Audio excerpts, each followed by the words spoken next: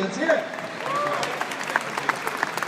I try to mix it up in these panels to get you guys involved because the reason why Death House is here is for the fans. And this movie is made for the fans. That's what Gunnar Hansen wanted. Gunnar, before he died, requested that we go out on the convention circuit and bring this film directly to the fans. So some of you who were here last year probably remember Gunnar had to cancel. Okay, and the reason why is because he had pancreatic cancer, and his last wish to producer Rick Finkelstein of Entertainment Factory was get Death House made. So we got it made, and here we are. So it's for Gunnar as well. So thank you. Tony Todd will be popping in, as a matter of fact. So we got him coming in. Sid's table is a little backed up, but we're glad we have Tony here too. Tony opens the movie. You're going to be seeing a clip from the film. You guys are getting some exclusive footage today of the motion picture. And what I usually do to open things up before we turn it over to the panel, I'll do some introductions. We have the Dorkening here, okay, to cover everything. And they've been good to us. They came down on set. Our social media manager over here, Jason McFiggins, who's been doing a great job on Twitter, Facebook, and all that other happy stuff. And we have Marcus Dixon right up here. Marcus? Hey. Marcus is great. Marcus has been wonderful. He's one of our practical effects guys who did a great eyeball ripped out of the head gag, among many others. Joshua Reale, who was our production designer and art designer for the film that gave Death House its look. Kevin from the Dorkening right here, who's going to be asking questions. And the incomparable Tony Todd, who we absolutely needed for this film. So couldn't ask for a better class act. One of my favorite films of Tony Todd, of course, and probably many will agree, is the remake of Night of the Living Dead, which I thought he was fantastic in. And it's about time somebody gives this man an Oscar, by the way, too, I think. So I'm serious. So I'm up here to do this introduction and then turn it over to the panel. I'm the director and I'm the writer of Death House. Gunnar wrote the original story. And for those of you who don't know all of the story, the script had been going through revisions for some time. Gunnar and I sat down, hashed out a new revision for the film, and here we are. So now, the question really is to bring it out to all of you in the audience. How many of you feel that horror is in a little bit of trouble these days? You're the fans, you're here, you're paying money, right? The number one thing that I always use to open up these panels is I think the worst motion picture ever made is Jaws: The Revenge. And look, you're laughing because you know why, okay? And before anybody goes, oh, but I like Jaws: The Revenge, we will get you help. Harrison. All right? Harrison, they offered me Jaws: The Revenge. They offered you Jaws, yeah. And this man was smart enough not to do it. There were conflicts. I did not. Were you supposed to be Jake? Wow. Holy cow. I didn't do it, so it's not mine. There you go. That's right. And the reason why I say that is because Jaws: The Revenge is made cynically. It is not a film. It is a piece of product that was thrown out. The accountants at Universal went, geez, how can we sucker people and squeeze one more dime out of this shark story? And I don't know about you, but I don't think the movie was ever pitched. Because if you saw the film, you know that the pitch would start with, okay, the shark is psychic. And if you think I'm joking, that's the freaking plot of Jaws: The Revenge if you haven't seen it. The shark is psychic and hunting down the Brody family. Yeah, and they thought people would turn out for this. Well, here's the thing. People did. The movie went on to make a very sizable profit for what they put in. The movie is a cynical piece of filmmaking. It is not art. It was made to cash in on a dying franchise and squeeze the last dime out of things. And the reason why I say that is I published an article site called Cinema, C-Y-N-E-M-A. It is not a movie review site. It talks about cynicism in filmmaking. And it is the most deadly thing to happen to films. Because when you become cynical and you just want to make product and crap and throw it out there, my answer as director of this film and writer of this film with these people up here and approaching great legends like Tony Todd is I'm not going to put you in a piece of garbage. And most of all, we're not going to pass it off on you. Because you're the ones that are coming to these conventions and you're the ones that are paying money for movie tickets and we want something good. Now, not everybody in this room right here is going to love it. That's all right. We know we didn't make a bad movie. That's the best part. And that's why you're here. I've often said with Jaws the Revenge, with cynicism in filmmaking, that when you go to pitch that movie, there's no way to do it with a straight face. And when I look at horror now, here is my message to all of you on this panel right now, because I wanted this panel to be interactive. We're going to get questions from you to Tony. We're going to get questions to all these folks up here. And what I want to know is, what do you expect from the genre, and most of all from your films? Because I'm here to tell you, start expecting more. Expect more of your entertainment, okay? And don't worry about being spoon-fed everything all of the time. We have younger people in this audience. Some of you are parents, you brought your children here. When you buy an autograph or pay for an opportunity to photograph with Tony or Sid or Tara or anybody here, it's because you're paying them back for a memory. Okay, how many of you can remember the first time you saw Candyman? There you go. That's why you're here. It's not so you can go, oh, it's Tony Todd. Maybe some of you do that. This man has provided you a memory. And you pass that on to your kids. How many of you have already given the speech to your kids? You have no idea. When I saw that movie, it scared the shit out of me. And it's going to scare the shit out of you. And I don't care if you're 5. Right? How many of you have done it? Thank you. You're passing memories on. That's what Death House is. We are passing memories on. These are great people. And once they're gone, Gunnar is already gone. Once they're gone, I ask you, who are you going to come see in 20 years? Who are your children come see in 20 years? Zombie number 6 from The Walking Dead? Who are the legends that will be at the tables? They come out as a service, really. Like, it's amazing how we take our culture for granted. All the movies that they've made, all the memories that they've provided you. I still remember, look, I grew up only 10 miles from where they shot Friday the 13th. And one of the greatest things in the world was breaking into that camp in Belvedere, New Jersey, with a couple cases of beer and some chicks and having a great time. Thank you, Kane Hodder and Betsy Palmer and everybody else. Thank you. Okay? Because that's what I think of when I do this. So I'm asking you, the audience, expect more from your entertainment. Death House is fun. It's interesting. It has a fresh script. No, Tony is not Candyman in Death House. If you want that, go watch Abbott and Costello Meets Frankenstein. Okay, we're not mashing up horror characters. That's not what we're doing. This is a fresh story with fresh characters, and this is what Gunnar wanted. We didn't want to make, when it was pitched to me, how many of you have already heard? I want to test now and see how this works. So Jason, get the audience on this one for Facebook Live. And that is, how many of you have heard this movie described as the Expendables of horror? There you go. Okay? It's not. All right? That's what the media dubbed it, and if that helps you remember it and spread the word and sum it up, fantastic. But it's not that. It's not like it's a Scooby-Doo episode where it's like, oh, look, there's Sid Haig.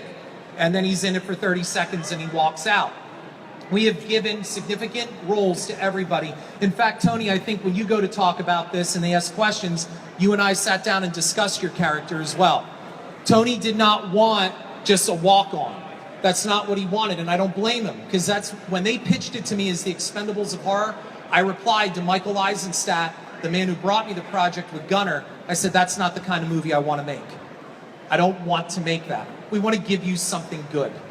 So I'm going to be turning it over now to these folks, and if you have any questions as well, I'll come out. You can ask questions right up here to the panel. But again, Josh, just so you know how we try to pay this forward, Josh has been coming to Scaricon. He runs KO Industrial, which is a haunted house. You guys know of it in Utica.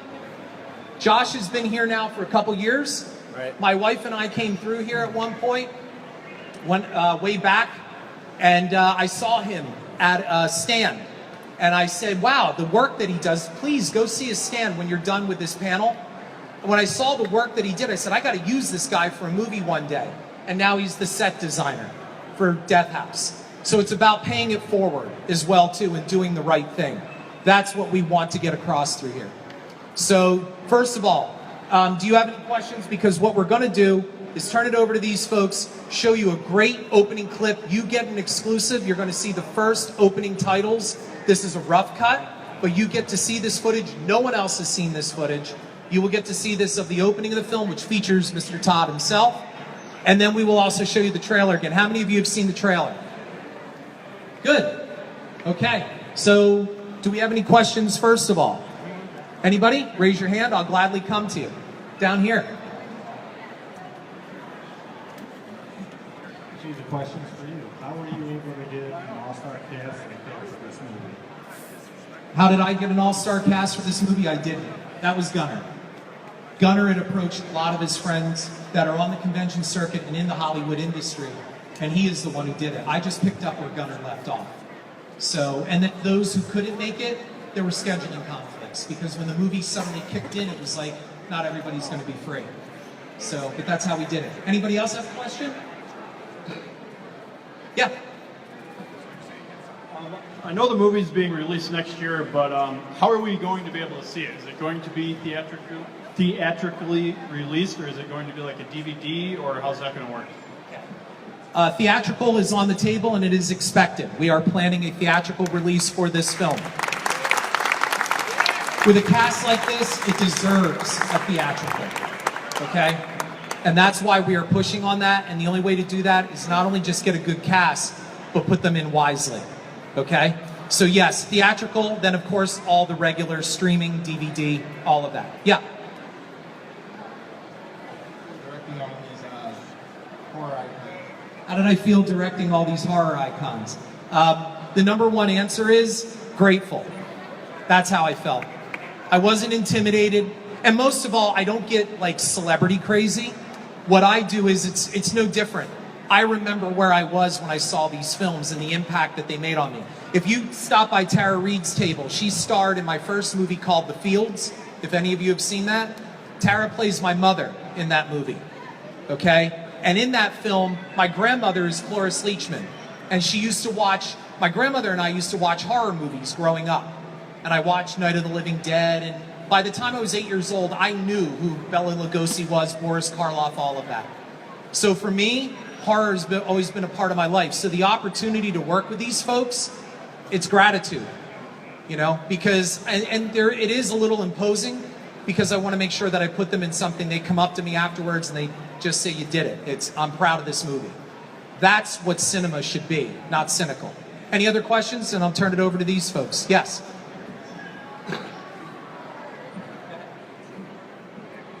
This question's for Tony Todd. Do you feel like you've been pigeonholed in your career being the horror icon that you are?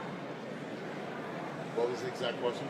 Do you feel like you've been pigeonholed in your career? No, I refuse to be pigeonholed. That's why I always return back to my first love, which is theater. Been on Broadway twice, in a regional theater. And if you really look at my body of work, I don't repeat the same character. Each role is significantly different than the other. And this year has been like quite a roller coaster. I have a new series with Kevin Smith called Intelligence. We're waiting to get picked up for CBS. It's a comedy. I play a retired Secret Service agent, and like 5 films in the can, including Death House. So, as he said, it's all about gratitude and gift. But I appreciate the question, because we have to fight back for any. My friend Stan Shaw once told me that if you play one color well, like blue, and it's the best blue in the world, they'll try to make you play blue for the rest of your life. I'm interested in the rainbow, and the best is yet to come, I assure you.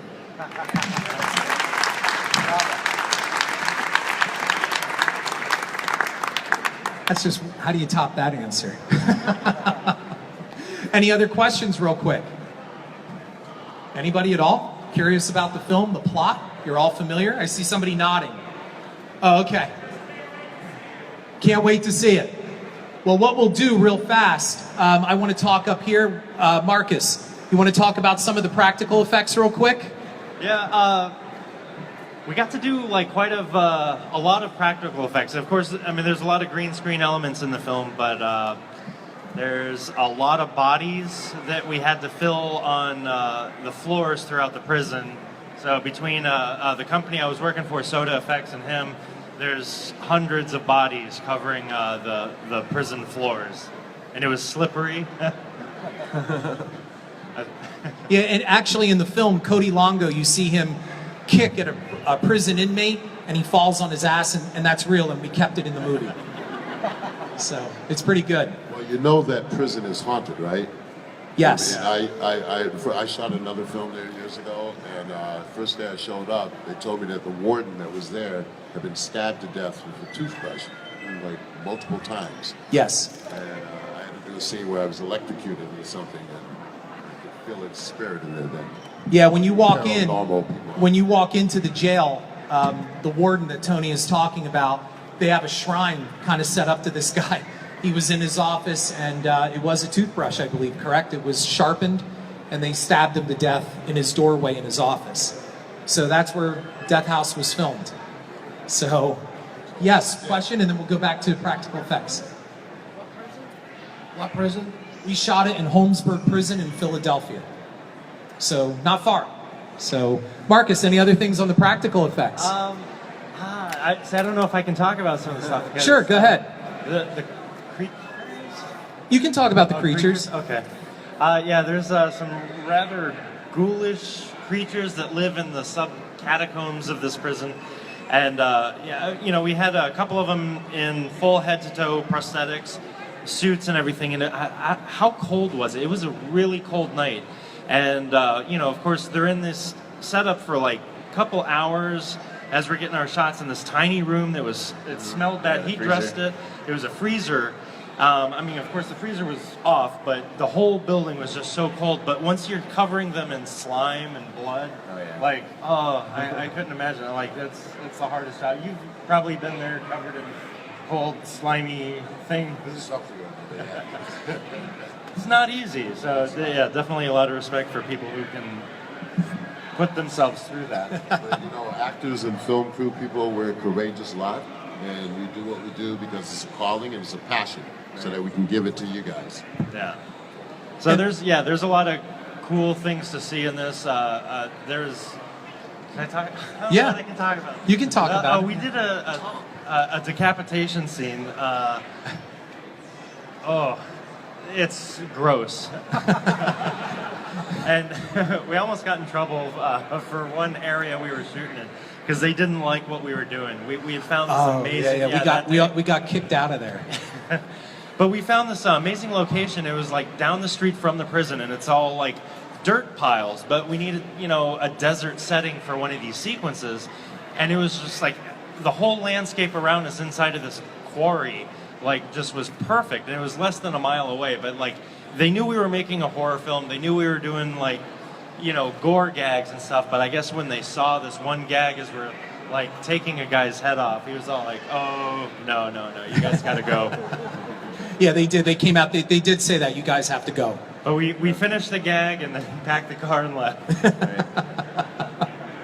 We have a number of practical effects in this, and most of all, what I want to emphasize as well, when Tony was talking about art, and that is this is not a cash grab movie. Gunnar told us before he died, go out and film this on my grave if you have to. This is what he wanted to get done. So we did it. So, you know, it's not a cheap thing. I wouldn't do it. So when Michael Eisenstadt brought the project to me and he said it was the Expendables, it's like, nah. And Gunnar didn't want that either. So practical effects, what Marcus is talking about, don't you agree there's a lot of green screen, too much green screen these days? So we wanted to avoid that. Now you do see some green screen in the film because we have the prison cells are virtual reality chambers and the backgrounds change. That's why if you saw the preview, you see like static and stuff on the back because the prisoners are all kept in a VR world. And that leads us over to Josh because it was Josh who had to design the cells and also the look of Death House. You'll see up there, for example, Debbie Rashawn will be in a cryo tube. Did you see that picture? There's somebody like in a tube. It looks like they're in mist. This is Josh's handiwork. You'll see it coming up. I'll tell you where it is when it comes up in the background. But what we wanted was an industrial, hard, cold industrial look. And Josh was the guy to do it. So Josh, go ahead. Tell us a little bit about what you do. Right, building that chamber is pretty wild. I've always wanted to build one, and Harrison provided me with that opportunity. And we had to actually bring it up into a little, what was it, like a small... Upstairs. Yeah. Yeah, it was like a stair space. Yeah. Right. And we just made it look really industrial, and that's what I appreciate about this movie when Harrison approached me is it's not like a typical like CGI movie. It has that gritty, dirty feel to it, and that's kind of Yeah, we wanted it to look a little like Alien. right. Like this, you remember the original Alien in 1979? Which, by the way, I've gone on record, and I'm going to do it again, and the guys at the Dorkening saw the footage, so I think they'll back me up here. We have a practical effect that these guys pulled off in the film that rivals the chestburster scene in Alien. I'm telling you, right? Would you guys agree? That was 100%. So we did it. So yeah, anything else on your art design? Just setting up the where we set up the ward for everybody. Yes. Had to get a bunch of that's where everybody was having like lunches and dinners and everything like that. So we had to move all the equipment out of the way and make this big. What would you call it? Like a mental. Yeah, it was more like an evaluation room, a mental evaluation room. Right.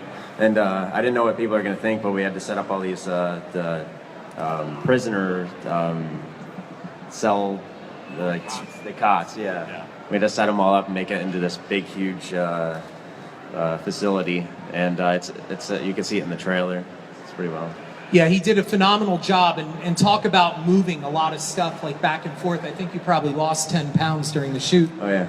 Just moving stuff back and forth. Yeah. You see in the background there's Tony with one of our actresses, Nicole Sinaglia, and Tony opens the movie, and that's what you're going to be seeing in this film. He opens and closes the film in a great kind of bookend kind of thing. I don't want to give away too much about what he does, but I will ask this. How many of you are familiar with the psychic surgeries that you saw in the Philippines? You know, when they pretend to take out cancer cells and all that and tumors? We do a nod to that. So I think we might be the first horror film to open with a kind of psychic abortion. So we tried to really do some interesting things here. Tony, I wanted to ask you also, anything that you would like to add in being approached about this? Gunnar? Well, yeah, Gunnar was a very close friend of mine, as he was to most of the people in the, that dabble in the horror world. And he was a man of integrity, and lived in Maine, and he had approached me and mentioned this project to me. And he's absolutely 90% of the reason I agreed to do it. If you recall, I was hesitant about coming on board, and it was a combination of Gunnar's memory and then Harrison, who I don't know how many people know, but he used to be a history teacher, and he wrote me this wonderful letter. We started talking about life and journeys and stuff like that, and it was that tipped the stone. In addition, you had D. Wallace Stone call me, you had a few other people call me. I just, I wanted to make sure that what you had mentioned in your earlier thing, that it's quality first. So we're here, and I hope much success to everybody involved, and I hope that you guys appreciate it. And Dee Wallace is also a major figure in this film. Of course, most of us know her from E.T., but I still say she was robbed of an Oscar from Cujo. She should have had an Oscar, at least a nomination on Cujo. And Dee plays Dr. Fletcher in the film, who gives Cody Longo and Courtney Palm a tour of Death House, and then some very bad things start to happen. So that's what we like about it. What I'm going to do first, before we go into some other Q&A real quick, is can we see the trailer? We're going to show the trailer to you real quick, and then we're going to be showing you that footage. So we'll cue that up. Sweet duck. And just make sure here, we got to make sure the sound plays too. It should all go, I think. Are we all good?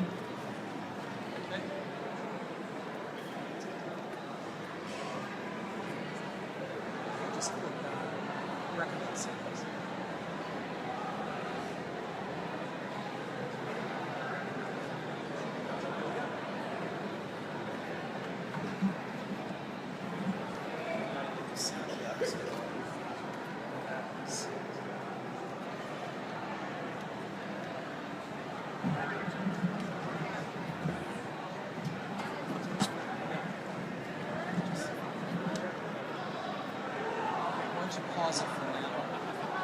We'll wait till Tim gets back on the technical board to get the trailer to play so you can hear it at least. They can't dim the lights, by the way, just so you know. So we wanted to get the lights a little darker. So we'll wait till Tim gets back. He said he should be popping in a second. and then we'll get that up and playing for you so you can see that. Are there any other questions as well, by the way, for this panel? Anything else? Nobody has? Yeah, please. Harrison, would you say that this is horror/action, or is this horror/horror? How do you describe it? That's a great question. Death House is definitely horror/action, is what it is, with an element of science fiction to it. For those of you who are into history, we also tap into what were called the MK Ultra experiments, human mind conditioning, brainwashing, and that's what's also going on inside of Death House. So it's not just a bunch of people running around killing everyone. So there are things going on inside of Death House, which really comes down to also the ultimate definition, and that is what is truly evil. Okay, because in this film, toward the end of the film, you start to discover that evil may actually be threatened as well too by what's going on inside of Death House. We're living in a strange time. Technology is taking over, as we all know. They're talking about artificial intelligence eventually taking over and becoming smarter than us. I don't know if it'll be in our lifetime or not. However, the situation that we have now is social media has kind of made us also very unsocial at the same time. And we now see one of the biggest things other than cynicism in filmmaking is also censorship. Okay, where people are expunging things. For example, Bill Moseley said at our last panel, did you know that when they made his Texas Chainsaw Massacre, okay, their version, the distributors wanted the word massacre taken out because it might scare people. And I wish I were joking about this. So my other message to all of you is fight censorship. When somebody goes to try to expunge something for the sake of the family, that's usually just another way of censoring something. Okay? If you don't like it, don't watch it. Don't support it. Don't buy it. Turn it off. Right? That's how it should be. So when somebody says, oh, I don't like horror, then don't watch it. I don't like the Jonas Brothers. That doesn't mean I want to run them off the stage. Okay? And Tim, do you think we can get the sound going on that? And we should be able to see the preview. And then we'll show you a couple other things. Take that back.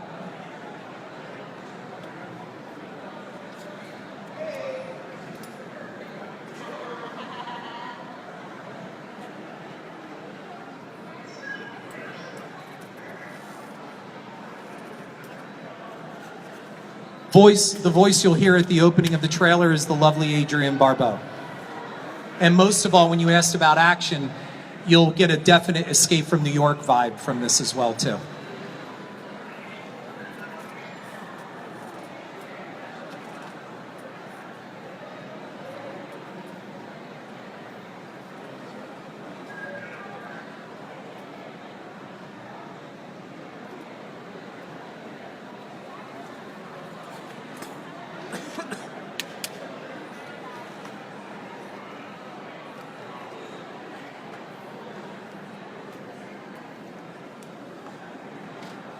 One other thing while we're just waiting real quickly is also a round of applause for the folks at Entertainment Factory who helped make Gunner's wish come true.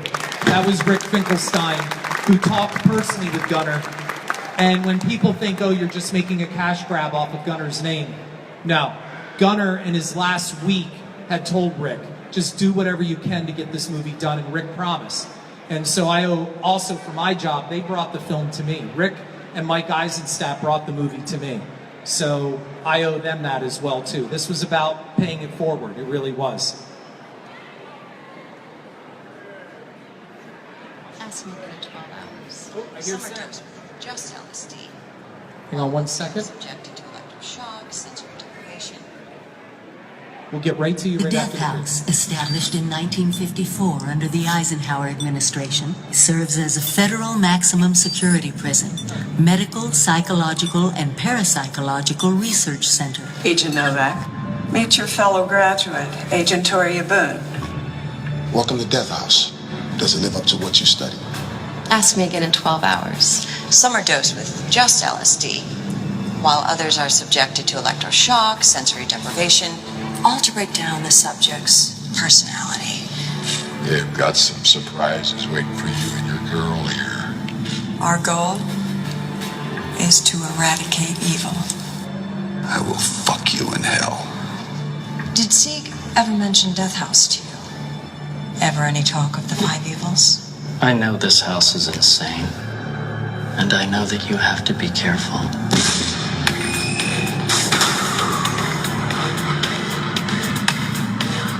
Don't you have something special lined up to kill everybody inside this hellhole? Tell me you're both armed. What about the 5 evils?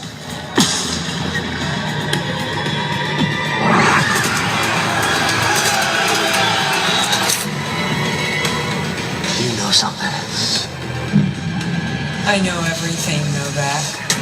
Redmayne! We gotta find a way out. I am immortal.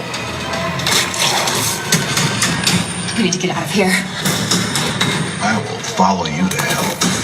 The way out is not that way. It's down to them. With me.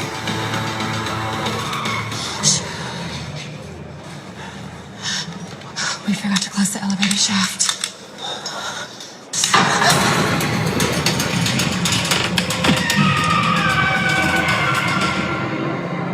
That's the creature Marcus was talking about. Sorry it's a little dark. Believe it or not, the movie is not that dark when you watch it on a regular screen.